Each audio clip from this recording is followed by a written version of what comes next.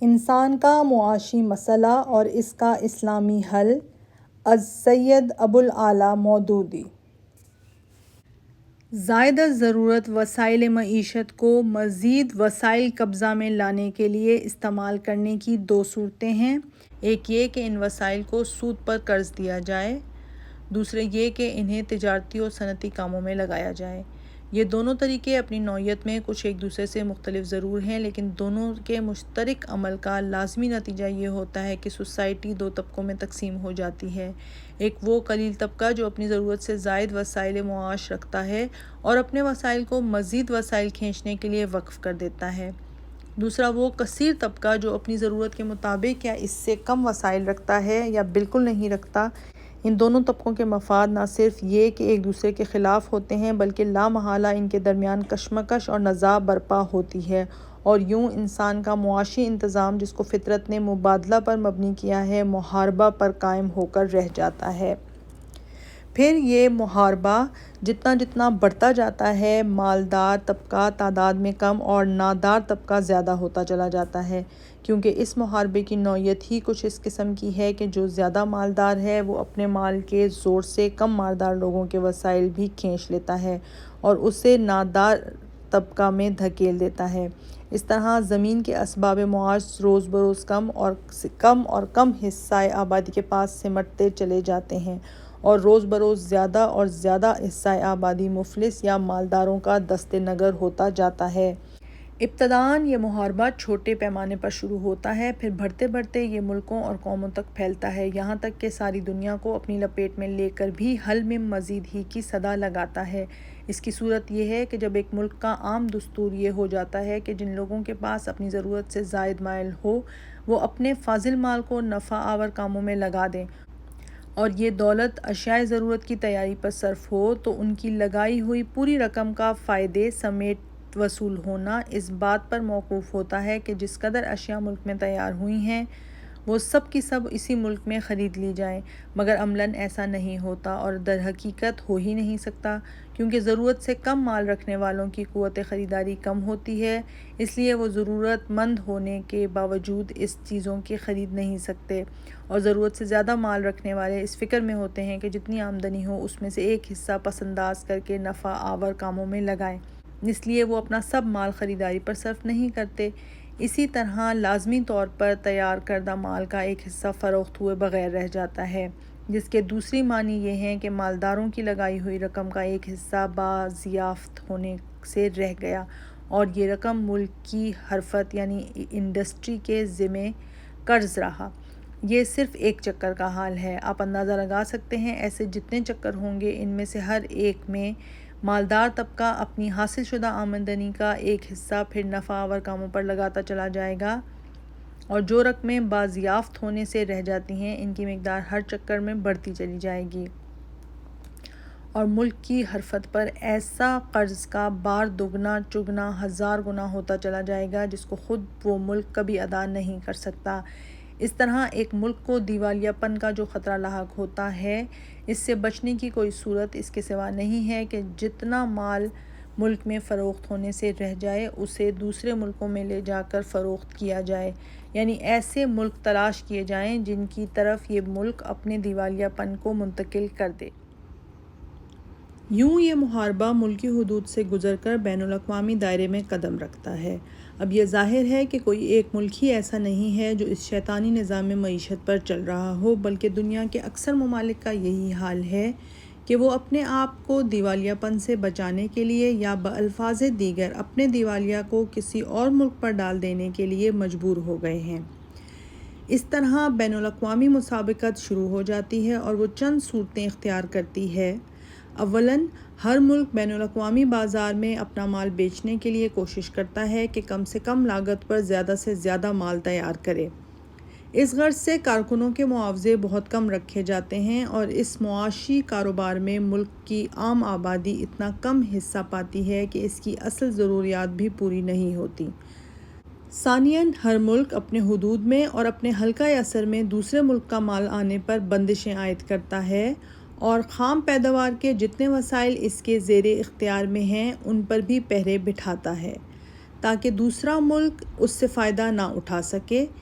اس سے بین الاقوامی کشمکش پیدا ہوتی ہے جس کا انجام جنگ پر ہوتا ہے۔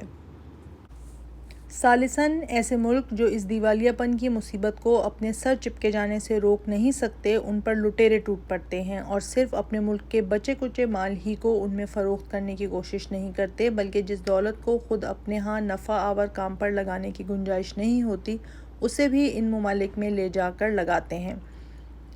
اس طرح آخرکار ان ممالک میں بھی وہی مسئلہ پیدا ہو جاتا ہے جو ابتداءً خود روپیہ لگانے والے ملکوں میں پیدا ہوا تھا، چونکہ جس قدر روپیہ وہاں لگایا جاتا ہے وہ سارے کا سارا وصول نہیں ہو سکتا، اور اس روپے سے جتنی بھی آمدنی ہوتی ہے اس کا ایک بڑا حصہ پھر مزید نفع آور کاموں میں لگا دیا جاتا ہے، حتیٰ کہ ان ملکوں پر قرض کا بار اتنا بڑھتا چلا جاتا ہے کہ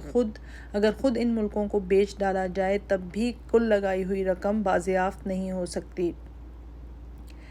ظاہر ہے کہ اگر یہ چکر یوں ہی چلتا رہے تو بالآخر تمام دنیا دیوالیہ ہو جائے گی اور روئے زمین پر کوئی خطہ ایسا باقی نہ رہے گا جس کی طرف اس دیوالیے پن کی مصیبت کو منتقل کیا جا سکے،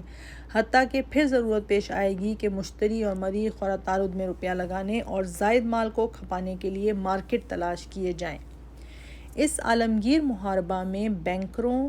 آڑھتوں اور صنعت و تجارت کے رئیسوں کی ایک مٹھی بھر جماعت تمام دنیا کے معاشی اسباب و وسائل پر اس طرح حاوی ہو گئی ہے کہ ساری نوع انسانی ان کے مقابلے میں بالکل بے بس ہے۔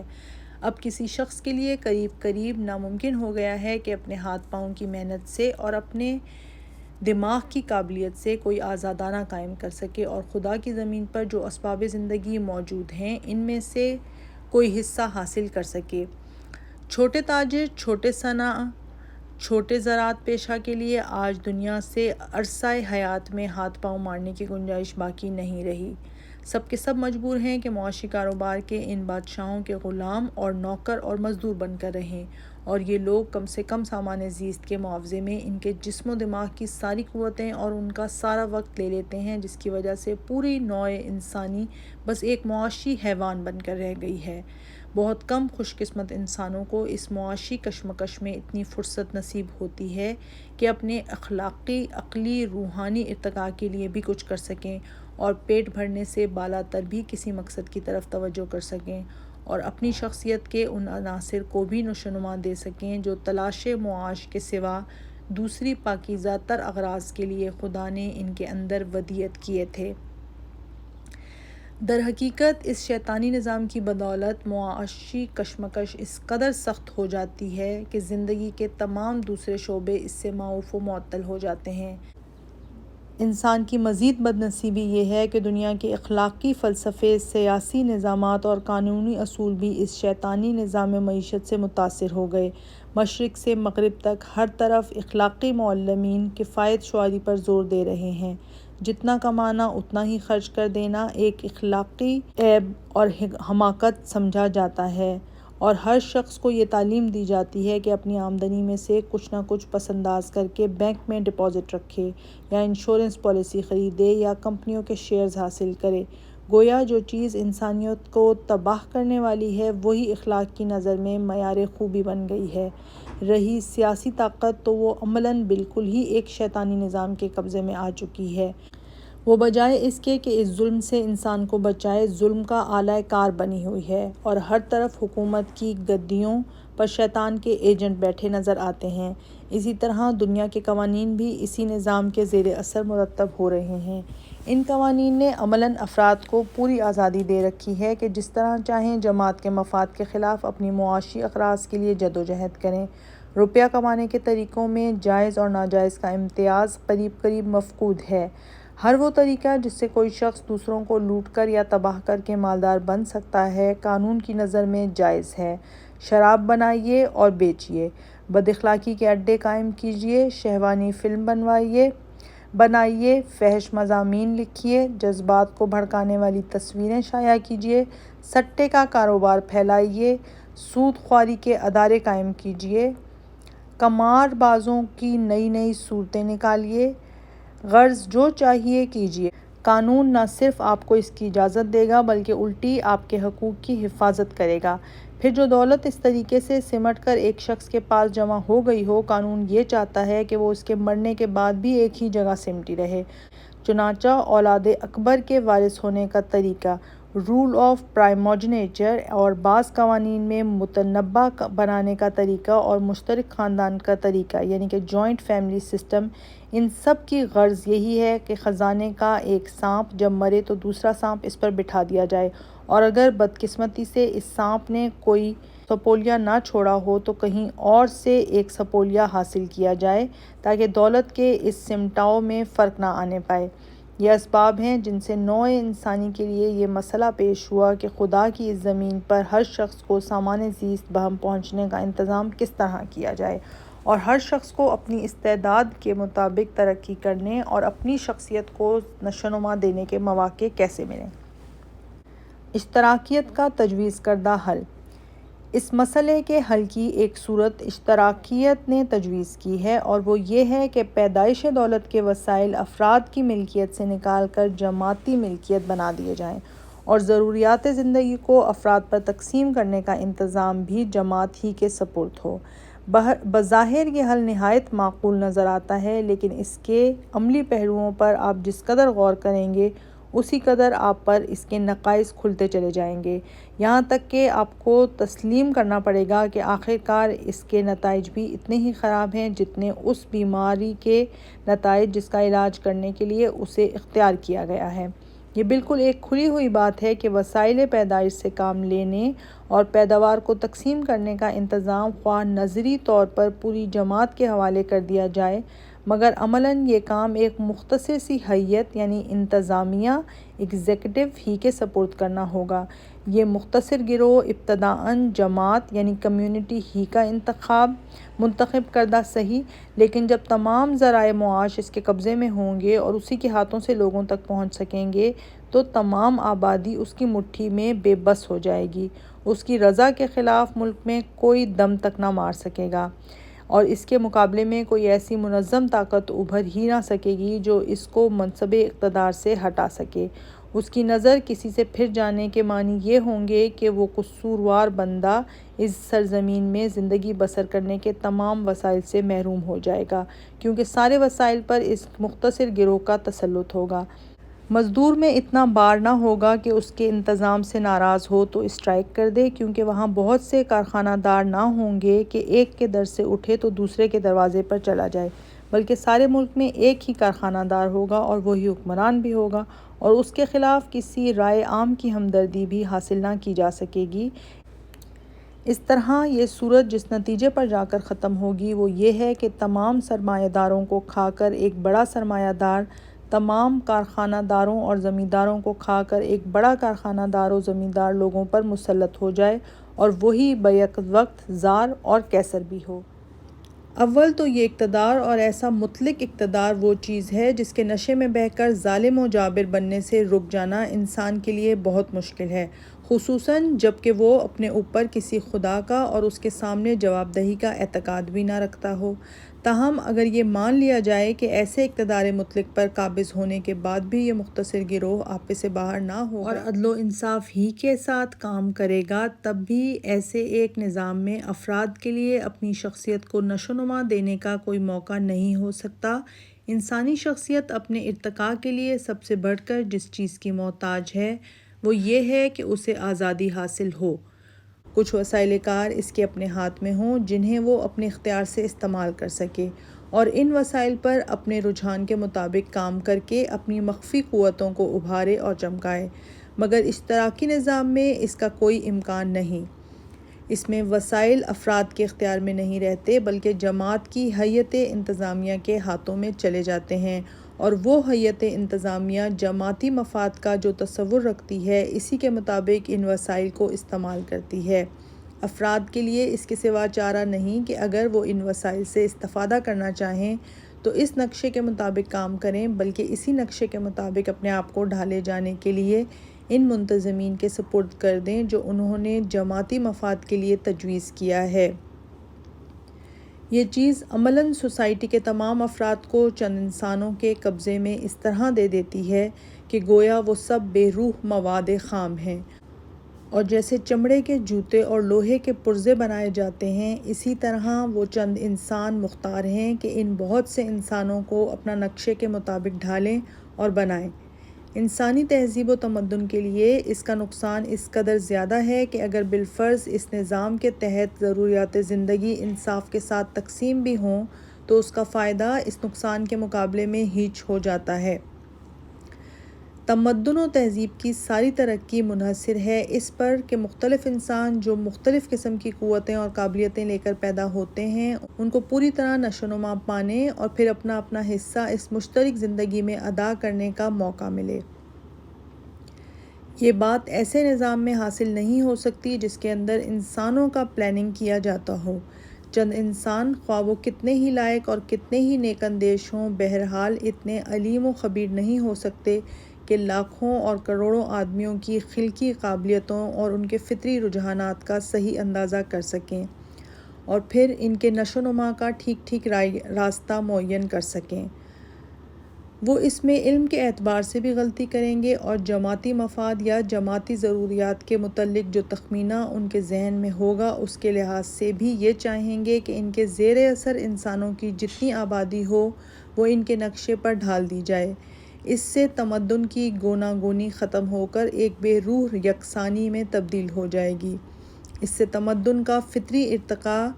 بند اور ایک طرح کا مصنوعی و جعلی ارتقاء شروع ہو جائے گا۔ اس سے انسانی قوتیں ٹھٹھرتی چلی جائیں گی اور بالآخر ایک شدید ذہنی و اخلاقی انحطاط رونما ہوگا۔ انسان بہرحال چمن کی گھاس یا بیل بوٹے نہیں ہیں کہ ایک مالی نے انہیں کاٹ چھانٹ کر مرتب کرے اور وہ اسی نقشے پر بڑھتے اور گھٹتے رہیں۔ ہر آدمی اپنا ایک تشخص رکھتا ہے، وہ اپنی فطری رفتار پر بڑھنا چاہتا ہے۔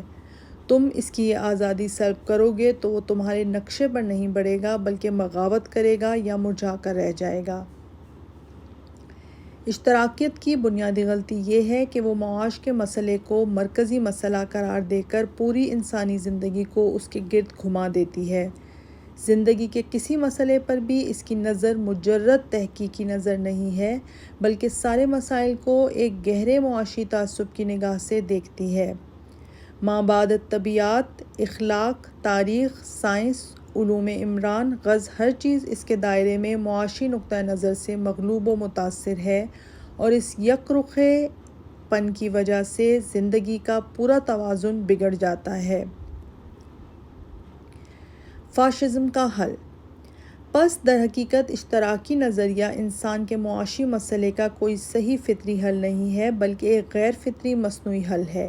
اس کے مقابلے میں دوسرا حل فاشزم اور نیشنل سوشلزم نے پیش کیا ہے اور وہ یہ ہے کہ وسائل معیشت پر شخصی تصرف تو باقی رہے مگر جماعتی مفاد کی خاطر اس تصرف کو ریاست کے مضبوط کنٹرول میں رکھا جائے۔ لیکن عملاً اس کے نتائج بھی اشتراکی نظریے کے نتائج سے کچھ زیادہ مختلف نظر نہیں آتے۔ اشتراکیت کی طرح یہ نظریہ بھی فرد کو جماعت میں گم کر دیتا ہے اور اس کی شخصیت کے آزادانہ نشو و نما کا کوئی موقع باقی نہیں چھوڑتا۔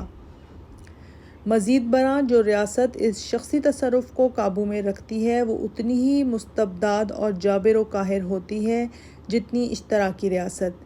ایک بڑے ملک کی تمام حرفت کو اپنے پنجۂ اقتدار میں رکھنے اور اپنے دیے ہوئے نقشے پر قائم کرنے کے لیے مجبور کرنا بڑی زبردست قوت قاہرہ چاہتی ہے، اور جس ریاست کے ہاتھ میں ایسی قاہرانہ طاقت ہو اس کے ہاتھ میں ملک کی آبادی کا بے بس ہو جانا اور حکمرانوں کا غلام بن کر رہ جانا بالکل یقینی ہے۔ اسلام کا حل۔ اب میں یہ بتاؤں گا کہ اسلام کس طرح اس مسئلے کو حل کرتا ہے۔ اسلام نے تمام مسائل حیات میں اس قاعدے کو ملحوظ رکھا ہے کہ زندگی کے جو اصول فطری ہیں ان کو جوں کا توں برقرار رکھا جائے اور فطرت کے راستے سے جہاں انحراف ہوا ہے وہیں سے اس کو موڑ کر فطرت کے راستے پر ڈال دیا جائے۔ دوسرا اہم قاعدہ جس پر اسلام کی تمام اجتماعی اصلاحات مبنی ہیں وہ یہ ہے کہ صرف خارجی طور پر نظام تمدن میں چند ضابطے جاری کرنے ہی سے اکتفا نہ کیا جائے، بلکہ سب سے زیادہ زور اخلاق اور ذہنیت کی اصلاح پر صرف کیا جائے تاکہ نفس انسانی میں خرابی کی جڑ کٹ جائے۔ تیسرا اساسی قاعدہ جس کا نشان آپ کو تمام اسلامی نظام شریعت میں ملے گا یہ ہے کہ حکومت کے جبر اور قانون کے زور سے صرف وہیں کام لیا جائے جہاں ایسا کرنا ناگزیر ہو۔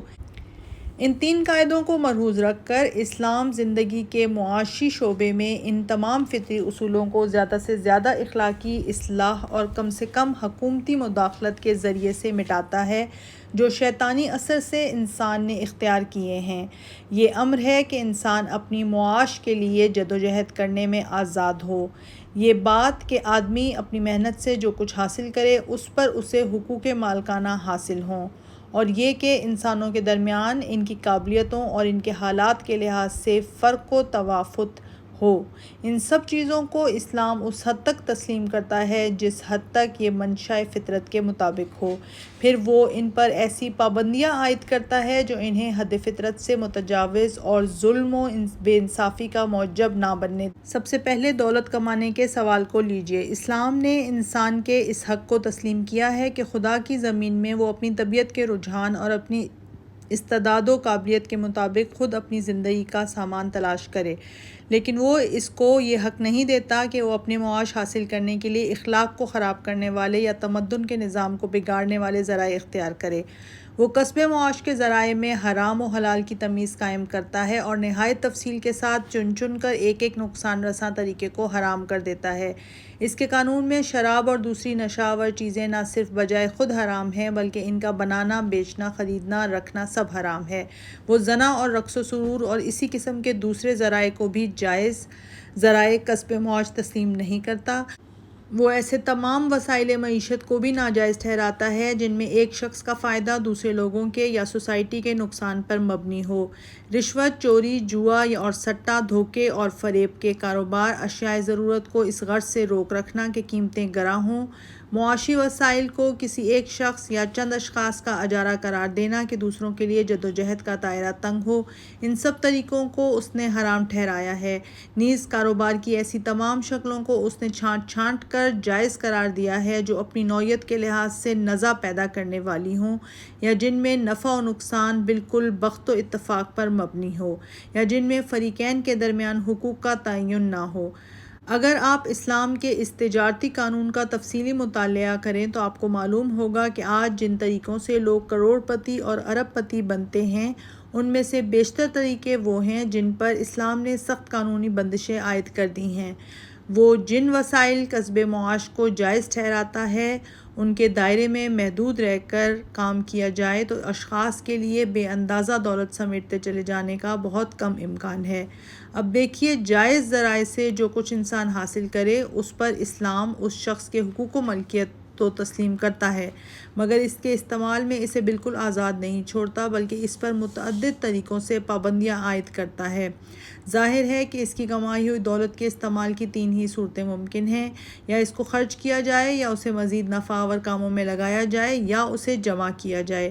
ان میں سے ایک ایک پر اسلام نے جو پابندیاں عائد کی ہیں ان کی مختصر کیفیت میں یہاں بیان کرتا ہوں۔ خرچ کرنے کے جتنے طریقے اخلاق کو نقصان پہنچانے والے ہیں یا جن سے سوسائٹی کو نقصان پہنچتا ہے وہ سب ممنوع ہیں۔ آپ جوئے میں اپنی دولت نہیں اڑا سکتے، آپ شراب نہیں پی سکتے، آپ زنا نہیں کر سکتے، آپ گانے بجانے اور ناچ و رنگ اور عیاشی کی دوسری صورتوں میں اپنا روپیہ نہیں بہا سکتے، آپ ریشمی لباس نہیں پہن سکتے، آپ سونے اور جواہر کے زیورات استعمال نہیں کر سکتے، آپ تصویروں سے اپنی دیواروں کو مزین نہیں کر سکتے۔ غرض یہ کہ اسلام نے ان تمام دروازوں کو بند کر دیا ہے جن سے انسان کی دولت کا بیشتر حصہ اس کی اپنی نفس پرستی پر صرف ہو جاتا ہے۔ وہ خرچ کی جن جن صورتوں کو جائز رکھتا ہے وہ اس قسم کی ہیں کہ آدمی بس ایک اوسط درجے کی شستہ اور پاکیزہ زندگی بسر کرے، اور اس سے زائد اگر کچھ بچتا ہو تو اسے خرچ کرنے کا راستہ اس نے یہ تجویز کیا ہے کہ اسے نیکی اور بھلائی کے کاموں میں، رفع عام میں اور ان لوگوں کی امداد میں صرف کیا دیا جائے جو معاشی دولت میں سے اپنی ضرورت کے مطابق حصہ پانے سے محروم رہ گئے ہیں۔ اسلام کے نزدیک بہترین طرز عمل یہ ہے کہ آدمی جو کچھ کمائے اسے اپنی جائز اور معقول ضرورتوں پر خرچ کرے، اور پھر بھی جو بچ رہے اسے دوسروں کو دے دے تاکہ وہ اپنی ضرورتوں پر خرچ کریں۔ اس صفت کو اسلام نے بلند ترین اخلاق کے معیاروں میں داخل کیا ہے اور ایک آئیڈیل کی حیثیت سے اس کو اتنے زور کے ساتھ پیش کیا ہے کہ جب کبھی سوسائٹی پر اسلامی اخلاقیات کا اثر غالب ہوگا، اجتماعی زندگی میں وہ لوگ زیادہ عزت کی نگاہ سے دیکھے جائیں گے جو کمائیں اور خرچ کر دیں، اور ان لوگوں کو اچھی نگاہ سے نہ دیکھا جائے گا جو دولت کو سمیٹ کر رکھنے کی کوشش کریں یا کمائی ہوئی دولت کے بچے ہوئے حصے کو پھر کمانے کے کام میں لگانا شروع کر دیں۔ تاہم مجرد اخلاقی تعلیم کے ذریعے سے اور سوسائٹی کے اخلاقی اثر و دباؤ سے غیر معمولی حرص و طمع رکھنے والے لوگوں کی کمزوریوں کا بالکل استحصال نہیں کیا جا سکتا۔ اس کے باوجود پھر بھی بہت سے ایسے لوگ باقی رہیں گے جو اپنی ضرورت سے زیادہ کمائی ہوئی دولت کو پھر مزید زائد ضرورت دولت کمانے میں لگانا چاہیں گے۔ اس لیے اسلام نے اس کے استعمال کے طریقوں پر چند قانونی پابندیاں عائد کر دی ہیں۔ اس بچی ہوئی دولت کے استعمال کا یہ طریقہ کہ اسے سود پر چلایا جائے اسلامی قانون میں قطعی حرام ہے۔ اگر آپ کسی کو اپنا مال قرض دیتے ہیں تو خواہ اس نے وہ قرض اپنی ضرورتوں پر خرچ کرنے کے لیے لیا ہو یا وسیلہ معاش پیدا کرنے کے لیے، بہرحال آپ اس سے صرف اپنا اصل مال ہی واپس لینے کے حقدار ہیں۔ اس طرح اسلام ظالمانہ سرمایہ داری کی کمر توڑ دیتا ہے اور اس سب سے بڑے ہتھیار کو کند کر دیتا ہے جس کے ذریعے سے سرمایہ دار محض اپنے سرمایے کے بل پر آس پاس کی معاشی دولت سمیٹتا چلا جاتا ہے۔ رہا فاضل دولت کے استعمال کا یہ طریقہ کہ اسے انسان خود اپنی تجارت یا صنعت و حرفت یا دوسرے کاروبار میں لگائے یا دوسروں کے ساتھ نفع و نقصان کا شریک ہو کر سرمایہ فراہم کرے تو اسلام اسے جائز رکھتا ہے، اور اس سے جو زائد ضرورت دولت اشخاص کے پاس سمٹ جاتی ہے اس کا علاج دوسرے طریقوں سے کرتا ہے۔ اسلام نے زائد ضرورت دولت کے جمع کرنے کو حرام قرار دیا ہے، جیسا کہ ابھی میں کہہ چکا ہوں۔ اس کا مطالبہ یہ ہے کہ جو کچھ مال تمہارے پاس ہے یا تو اسے اپنی ضروریات خریدنے پر صرف کر دو یا دوسروں کو دو کہ وہ اس سے اپنی ضروریات خریدیں، اور اس طرح پوری دولت برابر گردش میں آتی رہے۔ لیکن اگر تم ایسا نہیں کرتے اور جمع کرنے پر ہی اصرار کرتے ہو تو تمہاری اس جمع کردہ دولت میں سے ازروئے قانون 2.5% سالانہ رقم نکلوا لی جائے گی اور اسے ان لوگوں کی اعانت پر صرف کیا جائے گا جو معاشی جدوجہد میں حصہ لینے کے قابل نہیں ہیں یا سعی و جدوجہد کرنے کے باوجود اپنا پورا حصہ پانے سے محروم رہ جاتے ہیں۔ اس چیز کا نام زکوٰۃ ہے، اور اس کے انتظام کی صورت جو اسلام نے تجویز کی ہے وہ یہ ہے کہ اسے جماعت کے مشترک خزانے میں جمع کیا جائے اور خزانہ ان تمام لوگوں کی ضروریات کا کفیل بن جائے جو مدد کے حاجت مند ہیں۔ یہ دراصل سوسائٹی کے لیے انشورنس کی بہترین صورت ہے اور ان تمام خرابیوں کا استحصال کرتی ہے جو اجتماعی امداد و معاونت کا کوئی باقاعدہ انتظام نہ ہونے کی وجہ سے پیدا ہوتی ہیں۔ سرمایہ داری نظام میں جو چیز انسان کو دولت جمع کرنے اور اسے نفع آور کاموں میں لگانے پر مجبور کرتی ہے اور جس کی وجہ سے لائف انشورنس وغیرہ کی ضرورت پیش آتی ہے، وہ یہ ہے کہ ہر شخص کی زندگی اس نظام میں اپنے ہی ذرائع پر منحصر ہے۔ بوڑھے ہو جائے اور کچھ بچا نہ رکھا ہو تو بھوکا مر جائے، بال بچوں کے لیے کچھ چھوڑے بغیر مرے تو در بدر مارے پھریں اور بھیک کا ٹکڑا تک نہ پا سکیں،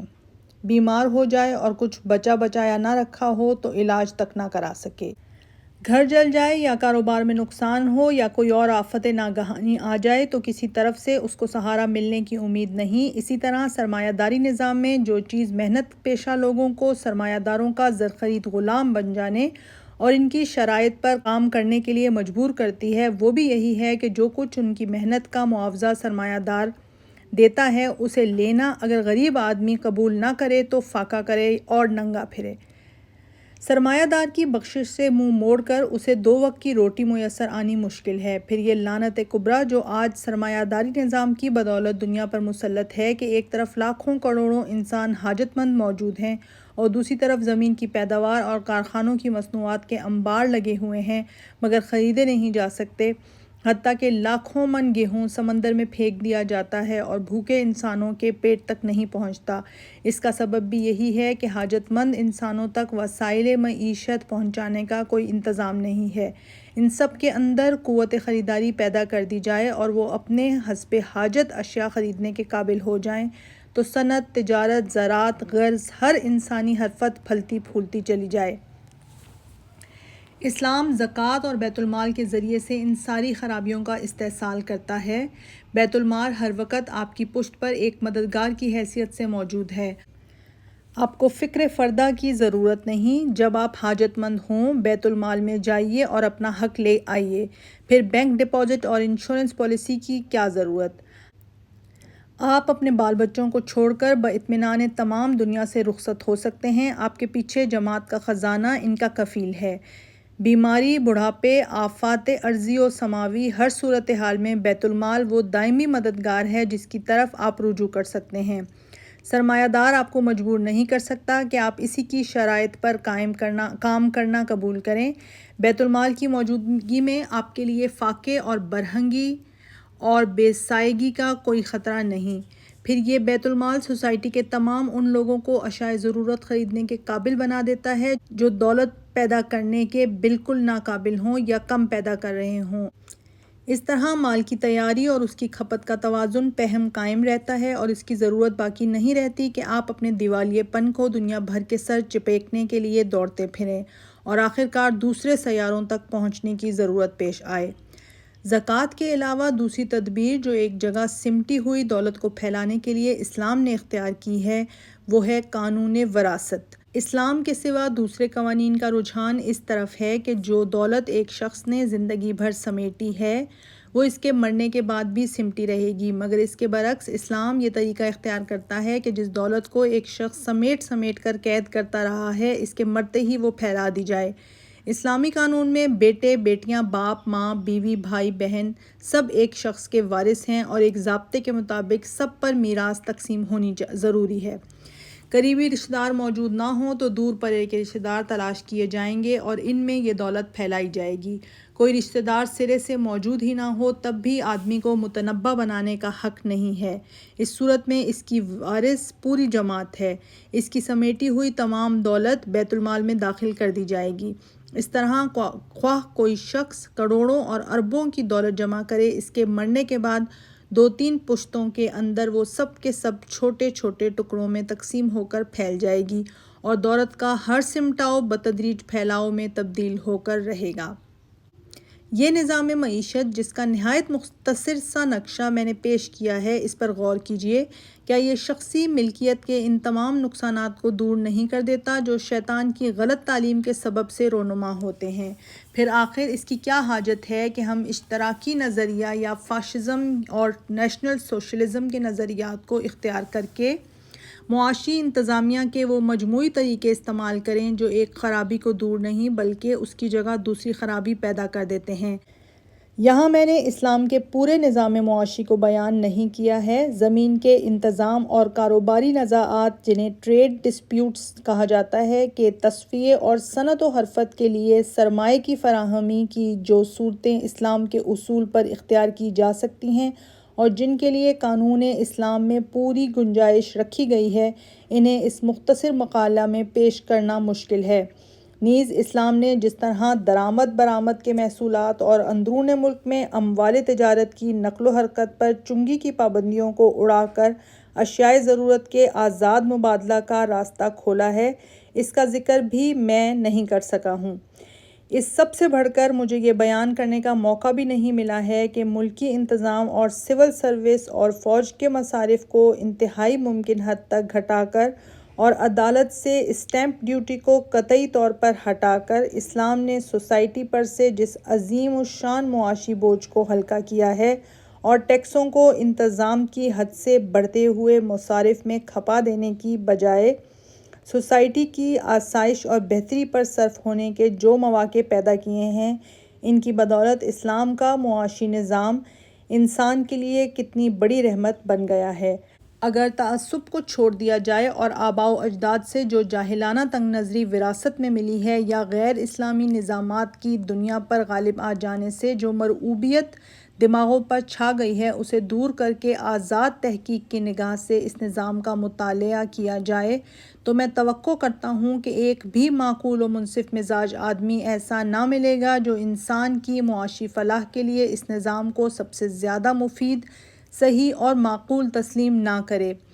لیکن اگر کسی شخص کے ذہن میں یہ غلط فہمی ہو کہ اسلام کے پورے اعتقادی، اخلاقی، تمدنی مجموعہ میں سے صرف اس کے معاشی نظام کو لے کر کامیابی کے ساتھ چلایا جا سکتا ہے، تو میں عرض کروں گا کہ براہ کرم وہ اس غلط فہمی کو دل سے نکال دے۔